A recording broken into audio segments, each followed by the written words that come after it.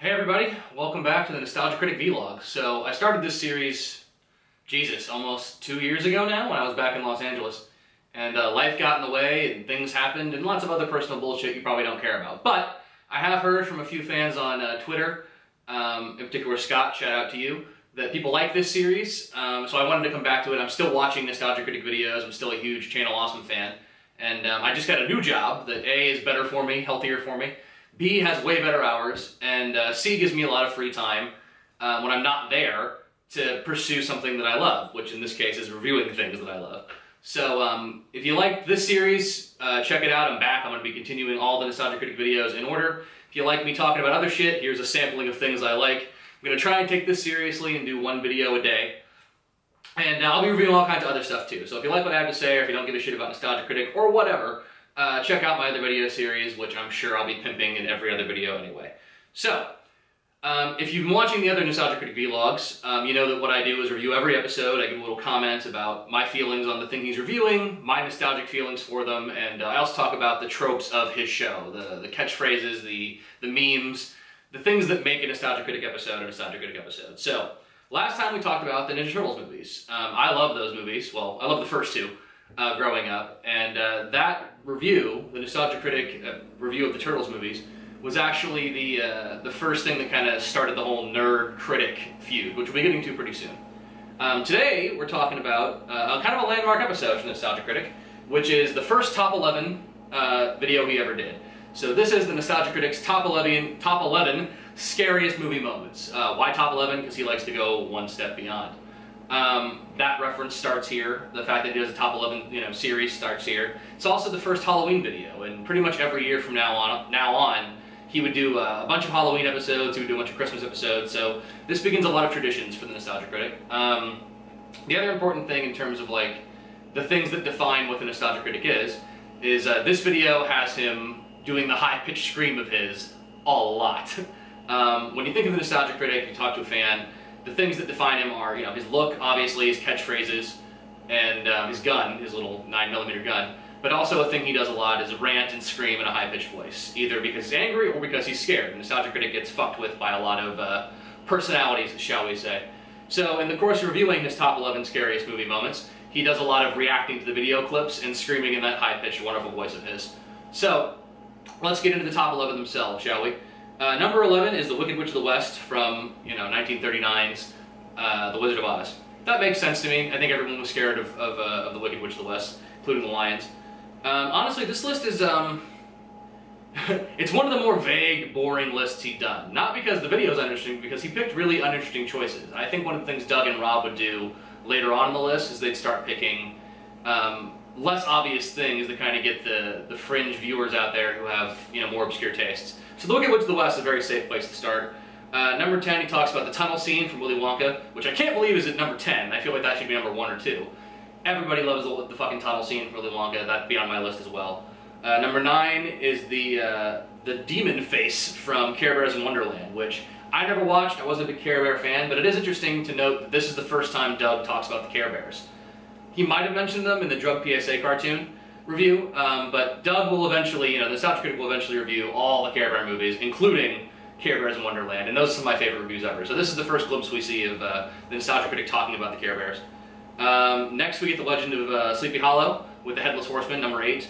Again, I totally understand why that's on the list. I love that cartoon growing up with Bing Crosby. The songs are catchy, the imagery is fucking terrifying. The Tim Burton flick, which I think he'd review that as well, or at the very least talk about the Chris Walken of it all. The Legend of Sleepy Hollow is fantastic, really creepy shit. If you haven't seen it, check it out on YouTube, or, buy the DVD for heaven's sakes. Number 7, we got Beetlejuice's snake appearance from the movie Beetlejuice. Again, yeah, scary, but to me, my nostalgic when I was a little kid, things that scared me, when it comes to Beetlejuice, is actually the cartoon. And eventually he would talk about that when doing another top 11 list, talking about the top 11 TV theme songs, he'd mention Beetlejuice. But the TV show scared the shit out of me when I was 5, 6 years old. The movie, I don't know if it's because I knew it was a movie, and for some reason when you're a kid, cartoons feel more realistic, but the movie never scared me as much as the cartoon did, in particular the music. The opening and closing themes of that Beetlejuice cartoon had me hiding behind the couch just in case. Number 6 is Ghostbusters, and Ghostbusters 2. This one I understand why it's on the list. Apparently, I don't remember this, I was too young, but my dad showed me Ghostbusters 2 when I was like 3 or 4 years old. And there's a sequence where these two ghosts kidnap an infant baby, and apparently I burst into tears and had nightmares for weeks. So, Ghostbusters 2 makes sense to me. Number 5, The Child Catcher from Chitty Chitty Bang Bang. Movie I like, it's like 19 hours too long, but I don't know if The Child Catcher really belongs on a list like this. He's creepy, but I don't think he's scary. Something that I think should be on this list and isn't anywhere, and makes a lot more sense than The Child Catcher, is the Indiana Jones movies. Because all three of them, you know, Raiders of the Lost Ark, Temple of Doom, and Last Crusade, they all have a moment where things get really ooky and creepy. You know, obviously the Nazis' heads melt and explode in Raiders. In Temple of Doom, there's the heart ripping out sequence. And in Last Crusade, there's the scene where the guy gets really, really old really fast. When I was a kid, I loved those movies, still do, obviously. And those took a long time for me to watch, you know, without peeking through my fingers. Watching Nazi's face melt and watching a dude get his heart ripped out, those were big scary moments for me when I was a kid. The Child Catcher, harmless villain. Number 4, Large Marge, Pee-wee's Playhouse. Absolutely no problem there. Go watch Pee-wee's Playhouse. If you haven't seen Pee-wee's Playhouse, fucking A. That's a fantastic movie, and the Large Marge sequence is great. Check out Pee-wee's new movie, by the way, on Netflix, Pee-wee's Big Holiday. It's cute, it's harmless, it's fun, it's got Joe Manganiello in it, and I like Pee-wee, so I'm totally cool with Large Marge being in there. Number 3 is Judge Doom from Who Framed Roger Rabbit. Again, absolutely belongs on the list. That one makes perfect sense to me. I think anyone who saw Roger Rabbit growing up, which should be any well-adjusted pop culture enthusiast, remembers Judge Doom, and remembers that fucking voice, and remembers those eyes, and, you know, that sequence where Judge Doom gets run over by the steamroller, and you think, oh no, the bad guy's dead, but then he comes back to life because it's a cartoon, and he can't kill a cartoon by running over the steamroller, and he inhales the oxygen and reinflates, and the glass eyes pop out, and you see those burning red fucking Christopher Lloyd eyes, and he says, "Remember me, Eddie? When I killed your brother, I talked just like this!" Judge Doom is terrifying. Number 2, Clown Doll from Poltergeist. So Spielberg gets on the list in a roundabout way. Doug mentions in his review of the Poltergeist, you know, the clown, that back in the day there were no PG-13 movies, so a lot of PG movies ended up kind of getting in front of children maybe they shouldn't, including shit like Poltergeist. I didn't grow up with Poltergeist, I didn't see it till a few years ago. But in terms of, you know, PG movies that are pretty hardcore for kids, and speaking of, you know, Spielberg movies at that, go with Gremlins, man. Way scarier shit happens in Gremlins because it is such a cutesy, unassuming movie for parts of it, and then shit gets intense. The entire microwave sequence, the entire kitchen sequence where the mother's being attacked by gremlins and she puts one in the food processor, blows one up in the microwave. I think Gremlins would have been a better choice than, you know, the clown from Poltergeist. It's creepy, but I don't think it's scary. Again, I didn't see it as a kid, so maybe I'm wrong. I'm also one of those people who's not really scared of clowns. You know, I read It, the Stephen King book, when I was like 12. The book terrified me. That was my first grown-up book. But when I watched the movie after reading the book, I was like, this is a fucking cartoon, because the book is not for children at all, and the TV show, well, it's a TV show, so they couldn't do a lot. But anyway, the clown from Poltergeist doesn't really do it for me. I think he'd have been smarter to do something from Gremlins. If not the kitchen sequence. I mean, there's a sequence where the gremlins string up a dog in Christmas lights from a street lamp.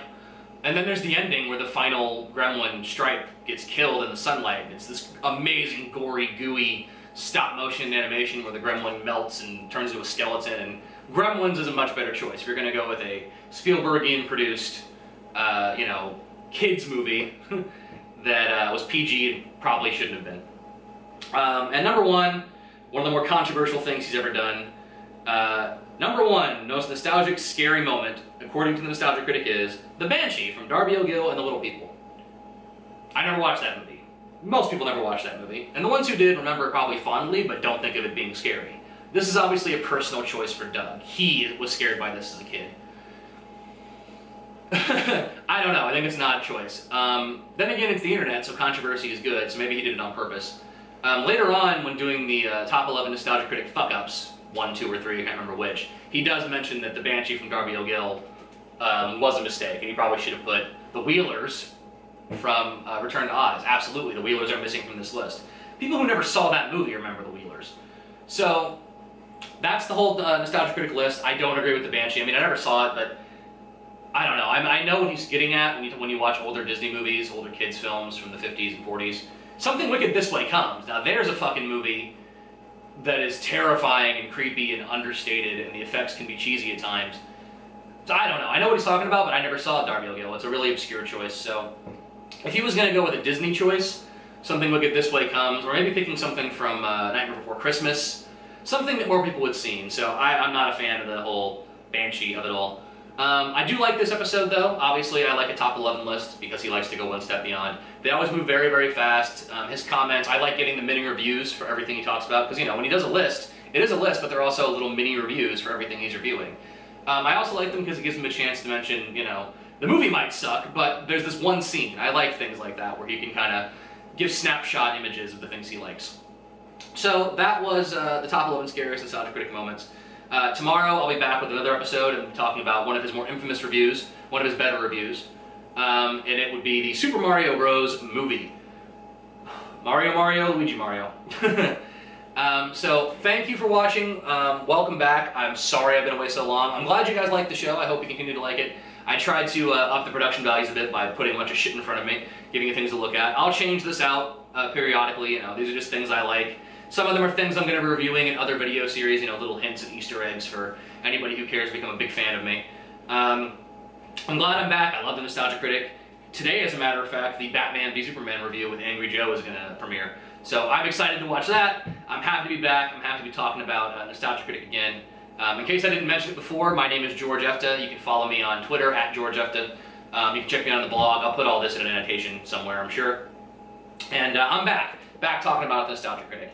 If you like me, check out my other big video series that I've been doing for a while, which is Dear Kevin, which you can find on my channel. That's a review of lots and lots of Kevin Smith things. I do love Kevin Smith, so that's what I've been working on primarily recently, is a Kevin Smith review series. But I'm back talking about Doug Walker, Rob Walker, Channel Awesome, that guy with the glasses. So thank you so much, and I want to give a quick shout out to the Channel Awesome Wikia, whoever you guys are that are running the Wikia page for Channel Awesome. It's really helpful because as the years have gone on, a lot of videos are hard to find, the order of things is tough to get to. Obviously, right now with the fair use of it all, a lot of videos are hard to even watch at all. So thank you guys for running the Wikipedia entries and the Wikia for me. It's a good resource for somebody like me who wants to talk about it. And yeah, so that's enough of my rambling. Thank you so much for bearing with me while I was gone. Thank you so much for coming back. And I'll be back tomorrow to talk about one of the worst video game movies ever fucking made. The one with the Mario Bros, who are not brothers, who are not father and son, who are not Italian. And also there's a monkey. Thanks for watching.